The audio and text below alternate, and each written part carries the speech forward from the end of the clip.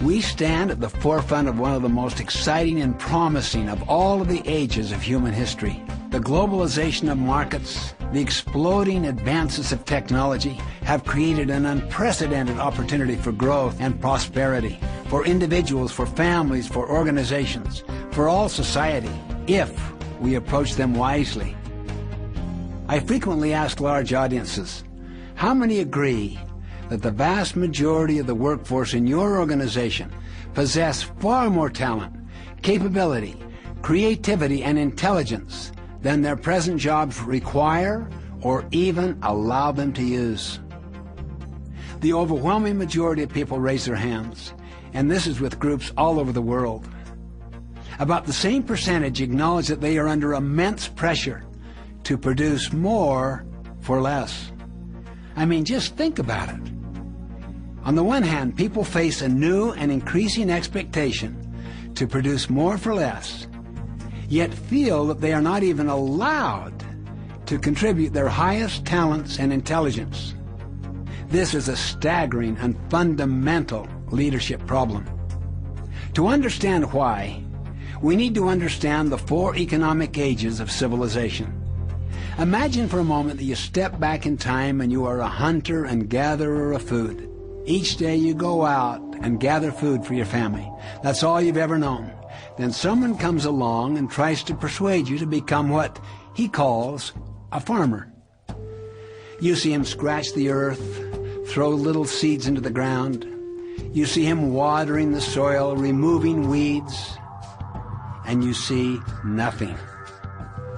But eventually, you see a great harvest. You notice his yield as a farmer is 50 times greater than yours as a hunter and gatherer. What would you do?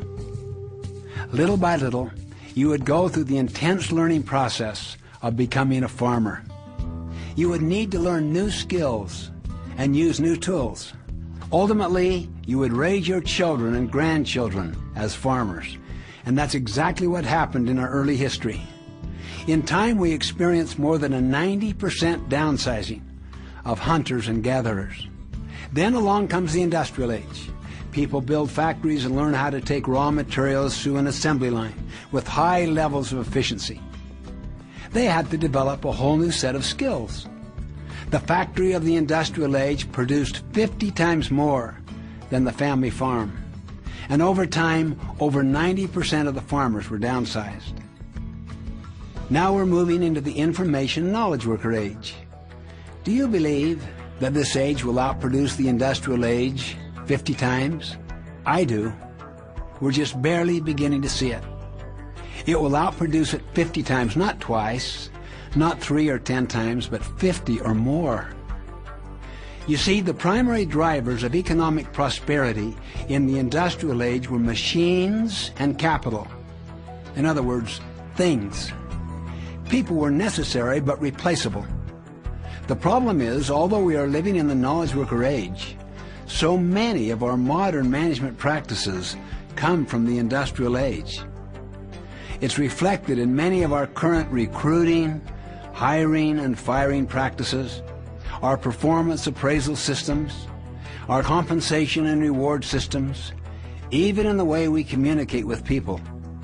Financial accounting, the main information guiding system, comes out of the industrial age and calls people an expense. And things like tools, equipment, computers, assets. Just think about the impact of that psychology on almost everything. With the industrial age approach, people are managed to a job description. They're fit into a slot. In the knowledge worker age, people are led toward their greatest unique contribution. The industrial age manager sees people as employees or subordinates. Motivation is external. Carrot and sticking.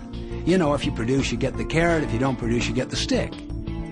The great jackass theory of human motivation. In the knowledge worker age, people are treated as volunteers, as associates and partners. The industrial age mindset is one of control, controlling people. The knowledge worker mindset is one of release, a form of directed autonomy. Bottom line, We manage things, but things don't have the power to choose. But we lead people who do have the power to choose. Speaking of our day, the late brilliant management thinker Peter Drucker said prophetically, when the history of our time is written, the most important event those historians will remember is not technology, not the internet, not e-commerce, but the unprecedented change in the human condition. For the first time, substantial and rapidly growing numbers of people have choices. For the first time, people have to manage themselves, and we are totally unprepared for it. Why are we unprepared? Because unleashing the potential of this age will require a fundamental break from the control paradigm. It will require leaders to embrace what I call the whole person paradigm. Human beings are four-dimensional: our body, our mind, our heart, and our spirit. These four dimensions also represent the four basic needs and motivations of all people. For the body, to live, survival. For the heart, to love, to build strong relationships. For the mind, to learn, the need for growth and development. And for the spirit, to leave a legacy, the need for meaning and contribution, and for integrity. Consciously or subconsciously, people choose how much of themselves that they will give to their work, depending on how they are viewed and treated, and on their opportunities to use all four parts of their nature. The point is, neglect any one of the four parts of human nature, and you essentially turn a person into a thing. And what do you do with a thing? You have to control and manage them in order to motivate them. Again, carrot and stick. You may be able to buy someone's hand or back, but you can never buy someone's heart, mind, and spirit. These are volunteered only. In the final analysis, leadership is not about control. It's about unleashing the whole person toward compelling, inspiring, and worthwhile goals. As a leader, you have a choice.